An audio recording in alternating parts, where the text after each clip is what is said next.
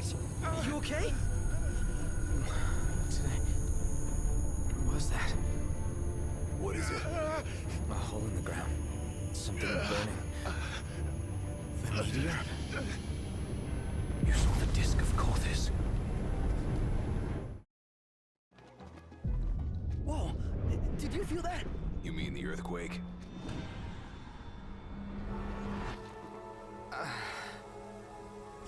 What's wrong? My head just started throbbing. You all right?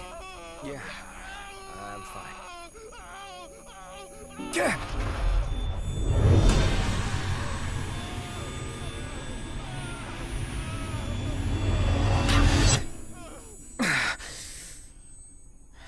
Not again. The story of Dionysus and the Titans begins with the young god seated upon a throne, where he is lured by the Titans into gazing at his reflection in a mirror. As he becomes captivated by his own image, the Titan seize the moment to tear him apart, scattering his pieces throughout the cosmos. Only his heart remains intact, later retrieved and restored by Apollo, bringing Dionysus back to life. This myth reflects the apparent separation between the soul and its eidolon, or astral body, symbolized by the mirror. The astral body, like Dionysus' reflection, is a projection of the soul into the material realm, a subtle but incomplete image of the true essence. When the soul mistakes this reflection for its entirety, it falls into the illusion of fragmentation, just as Dionysus is dismembered by the Titans. However, the soul itself remains whole and undivided, with the astral body being merely an intermediary through which the soul interacts with matter. The story illustrates how the personal soul believes itself to be divided when reflected in the material world, but this division is illusory.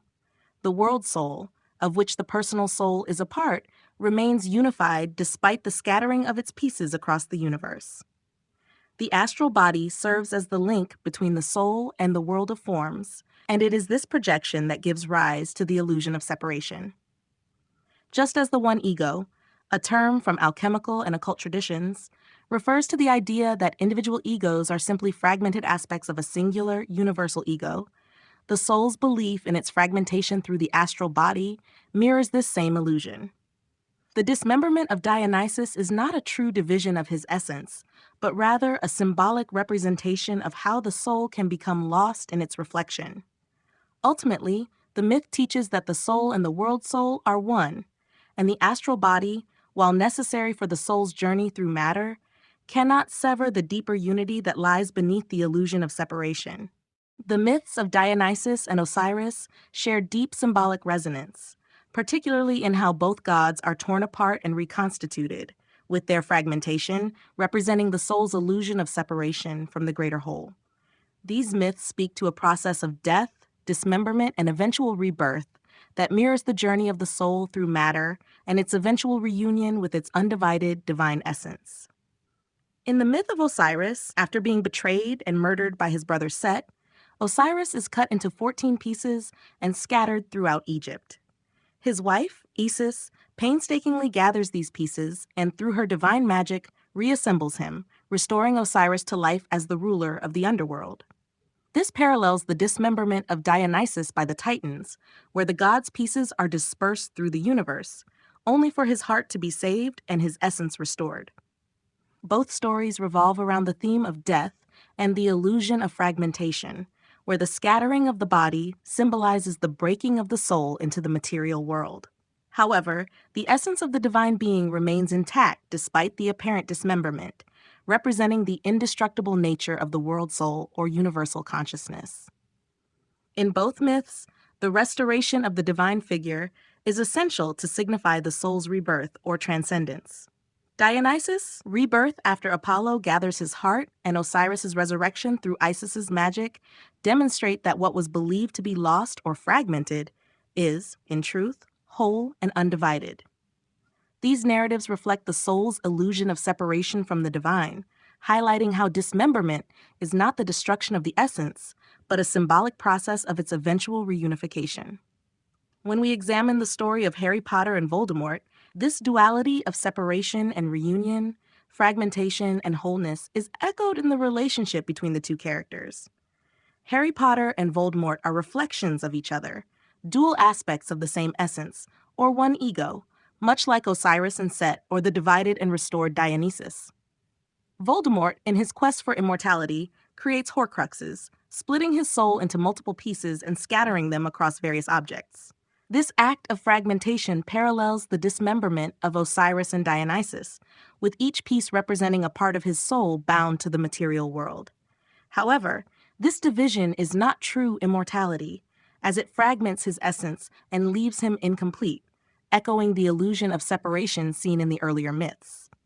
Harry Potter, who shares a connection to Voldemort through their twin wands and the piece of Voldemort's soul within him, represents the other half of this fractured whole. They are two sides of the same coin, mirroring the idea of the one ego, the singular, universal consciousness divided into two seemingly opposing aspects.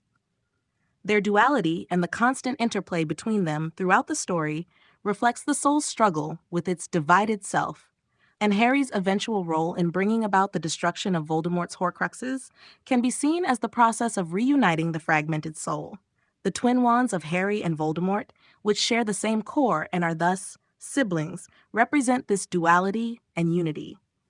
Just as Osiris and Set are brothers locked in eternal struggle, Harry and Voldemort are bound by the same essence. Voldemort's attempt to split and immortalize his soul through the creation of Horcruxes mirrors the dismemberment of Osiris into 14 pieces and the scattering of Dionysus' body by the Titans. Each time Harry destroys a Horcrux, it brings Voldemort closer to his own demise, symbolizing the return of the soul to its original undivided state. Ultimately, these stories share a common thread: the soul's journey through fragmentation and illusion to a return to unity. Whether it is Osiris reassembled by Isis, Dionysus restored by Apollo, or Harry and Voldemort's intertwined fates, each narrative highlights the soul's eventual realization that it was never truly divided. The dismemberment and scattering are symbolic of the illusion of separation from the greater world soul, or the one ego, and the process of rebirth or restoration is the soul's awakening to its wholeness. Through these myths and stories, we see a recurring exploration of the soul's trials in the material world and its ultimate return to its divine, undivided essence. The anima represents the unconscious, embodying the hidden, often feminine qualities of the psyche. She serves as the vital link between the conscious mind and the deeper layers of the soul, helping to connect personal identity to the broader collective consciousness. In this role, she acts as a mediator between the individual and the universal, reflecting both the unique soul image of each person and the deeper connection to the world soul. Her essence is paradoxical. She is both a universal archetype of the soul and a personal figure that shapes how individuals relate to their inner world and their experiences. In many ways, the anima can be seen as synonymous with the astral body, both serving as intermediaries. The astral body, much like the anima, bridges the gap between the soul and the material world, enabling the soul to engage with physical reality. Just as the anima connects the conscious ego to the unconscious, the astral body serves as the vessel through which the soul interacts with the body. Both the anima and the astral body are expressions of the soul, projections into individual experience, while also maintaining the underlying unity with the world soul. The ego's sense of identity is not self-contained, but shaped by the anima, just as the astral body influences the soul's journey through the physical realm.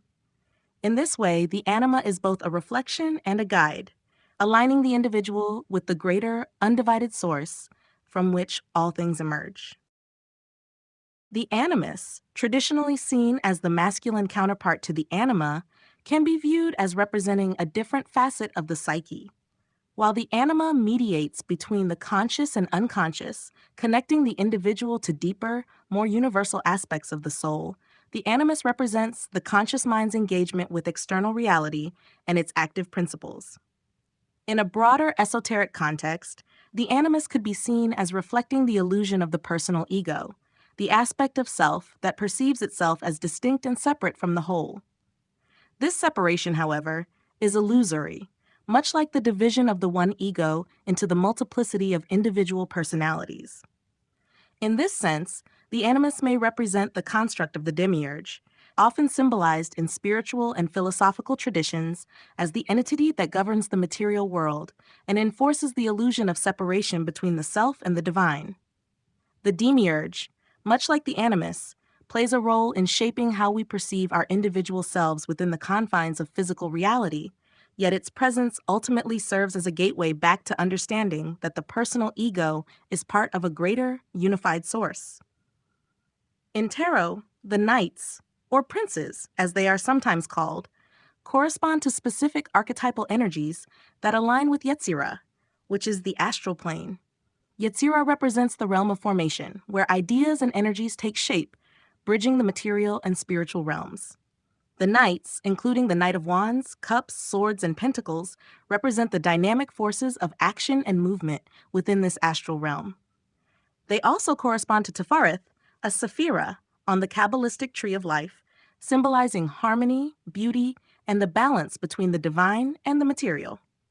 Tefareth is often associated with the sun and the Christ-like figure that embodies divine wisdom within the material world. The knights, then, embody the active, harmonizing force between the divine and earthly experience, guiding the individual through challenges and trials in their journey towards self-realization. This archetypal connection can be seen in characters like Noctis from Final Fantasy XV and Clive from Final Fantasy VI, both of whom represent the knightly, princely figure who must undergo trials in their respective narratives. Their battles, often fought on an astral or spiritual level, reflect the knights' role in the tarot as intermediaries between the higher realms of consciousness and the challenges of the material world. In these stories, as in the symbolism of the knights, the animus acts as a force of action and engagement, pushing the individual toward the ultimate realization that the separate ego is an illusion, guiding them back to their true, unified nature. The knights are thus both warriors and messengers of this deeper spiritual truth. In this context, we're moving beyond the traditional psychological definitions of anima and animus as Jung described them. Instead, we are exploring them as archetypal constructs rooted in the idea of the primordial androgyne, or Adam Kadmon, which represents the unified, original human consciousness as depicted in Kabbalistic teachings. Adam Kadmon, often associated with the first emanation of divine consciousness, is the archetype of the unbroken wholeness before the perceived separation into masculine and feminine forces. The tree of life, a key structure in Kabbalah, represents this process of emanation from the divine source into the material world. At the level of Bina and Chokma, we encounter this first division. Bina, associated with the feminine, corresponds to the archetype of the anima, while Chokma, linked to the masculine, aligns with the animus. Together, they represent the dynamic interplay of receptive and active forces, but in their essence, they are not truly separate. They are different expressions of the unified whole, much like the primordial androgyne or Adam Kadmon before the split into duality. For a woman, the animus takes on the role that the anima would serve for a man. In this expanded archetypal framework, the animus is not simply an internal masculine image, but a reflection of Chokma's divine active force. Similarly, for a man, the anima would reflect Bina's receptive, nurturing principle.